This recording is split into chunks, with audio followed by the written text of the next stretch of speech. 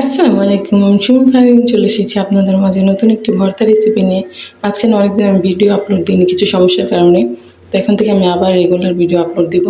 তো এই যে একটি ভর্তা রেসিপি নিয়ে আসছি শুটকির ভর্তা। ভর্তাটা কিন্তু অনেক বেশি মজা ছিল। আপনারাও চাইলে ট্রাই করতে পারেন। আর আমি কিভাবে বানিয়েছি অবশ্যই আপনাদেরকে দেখিয়ে দিব। তো ভিডিওটা শুরু করা যাক। প্রথমে শুটকি নিয়ে নিয়েছি। শুটকি এখানে অনেকগুলো মিলানো ছিল। তো প্রথমে শুটকিটাকে ভেজে নিব, টেলে নিব। তো এই যে সুন্দরভাবে ভাজা হয়ে গেছে, ধুয়ে নিয়েছি। এবার একটি কড়াইতে শুটকিটা নিয়ে নিয়েছি। এর মধ্যে দিয়ে দেবো আস্ত রসুন, আস্ত কাঁচামরিচ এবং কুচি করে রাখা পেঁয়াজ, দেবো সামান্য লবণ এবং সরিষার তেল। এবার পানি দিয়ে ভালো করে নেড়ে চুলাতে বসিয়ে দেব। এখানে কিন্তু সিদ্ধ হবে, এটাই আর কি, কোনো ঝামেলা নেই, একদম ঝামেলা ছাড়া ভর্তা। তো এই যে ঢাকনা দিয়ে আমি সিদ্ধ করে নিয়েছি খুব সুন্দর করে। দেখুন আমার কিন্তু খুব ভালোভাবে সিদ্ধ হয়ে গেছে। এবার একটি বাটনায় অথবা পাটাতে আপনারা বেটে নিতে পারেন। তো আমি বাটনাতেই বাটি।